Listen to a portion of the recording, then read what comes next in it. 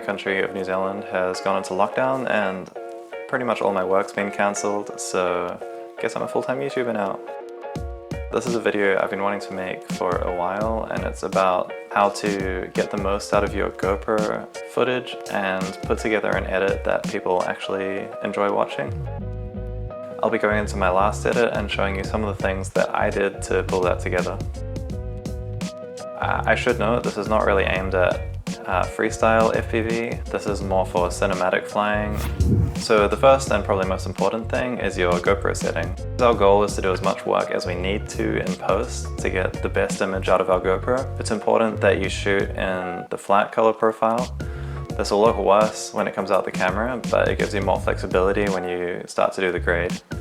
The other thing is you want to shoot in the highest bitrate setting, which for the GoPro Hero9 is 100 megabit per second, and you'll definitely need all of that extra information because even on H.265 at 100 megabit per second, it still struggles to render 4K sometimes. The other thing you'll want to make sure is that you get your exposure correct. So anyone who's used a GoPro knows that they love light.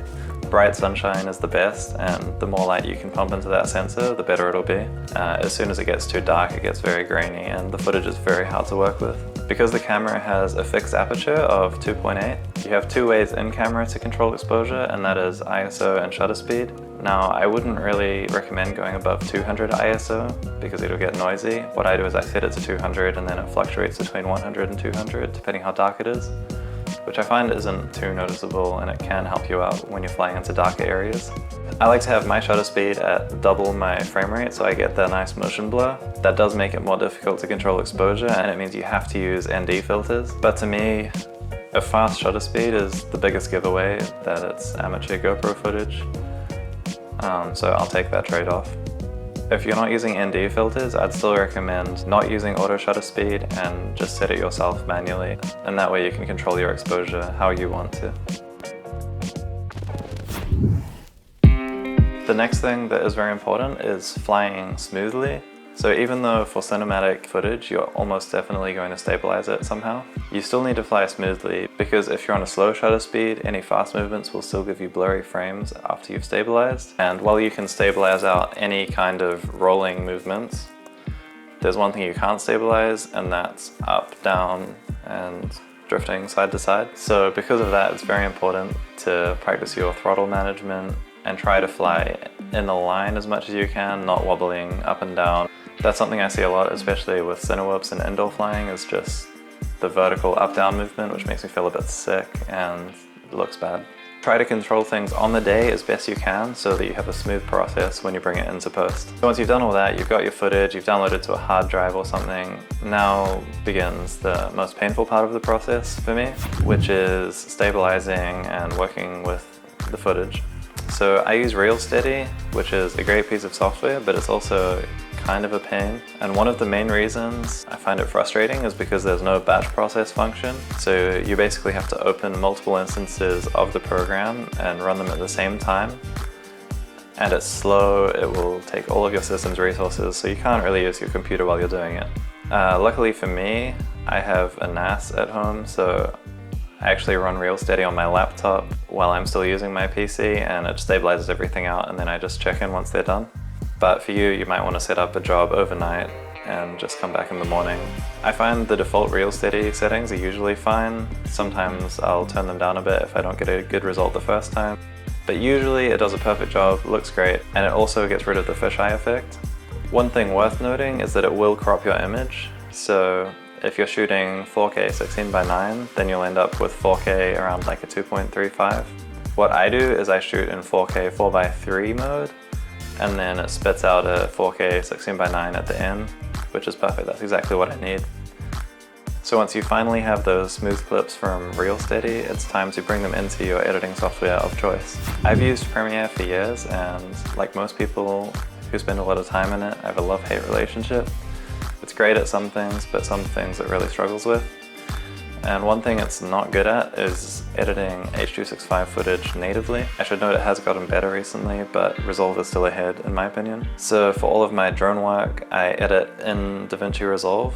Resolve is much better at working with H.265 natively, but it also is faster at rendering proxies, so I tend to generate optimized media as soon as I bring in my smooth footage, and then that'll be nice and easy to work with until I start grading, when I'll switch back to the original files. So for away from here, I had footage from several different shoots, and once I felt like I had enough to get started on an edit, I just made a timeline and started working on it. I don't want to spend too much time talking about the edit process. There's a lot of people who are better at that than me, and it's very subjective to what kind of style you like. But one thing I do want to talk about, which I think adds a lot to any video really, but especially drone footage, is the audio side of things.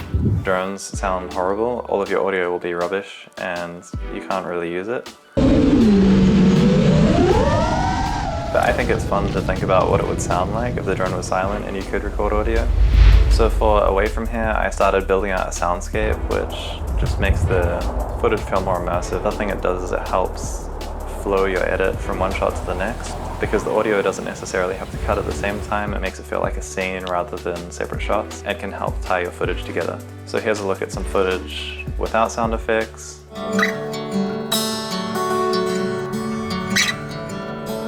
And then with sound effects.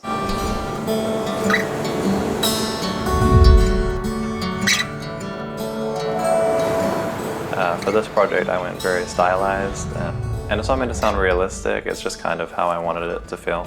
And find some music, or in my case I recorded some acoustic guitar and slapped that over top, and you're good to go. One thing I've been experimenting with quite a lot is color grading, and I found that the GoPro Hero9 is quite powerful, but it's also not the easiest footage to work with. It's fairly flat, but not exactly log, and I haven't found any conversion LUTs that really work for me. So what I've been doing is, in Resolve, I just have my first node set to some curves and saturation, and I just get the contrast to a point where it looks good to me. And then I start working from there, building out the look. I'll usually play around with the hue of the greens, because in this country there's just a lot of green and it gets very overwhelming when you're flying over forests and water and stuff like that. Then for me, I also like to add some film grain at the end. But all of this is really personal preference. If you watch any decent color grading videos, you should be able to find something that works for you. So hopefully this was helpful. I've been loving my Hero9 and I'm so impressed with how far GoPro has come. The last one I owned before this was a Hero 4 Black, and the difference is quite staggering in those years. Let me know if there's anything you'd like me to go into more detail on, or something you want to know about how I work. Please hit the subscribe button. It gives me all that external validation that I desperately need, and there'll be more videos coming soon.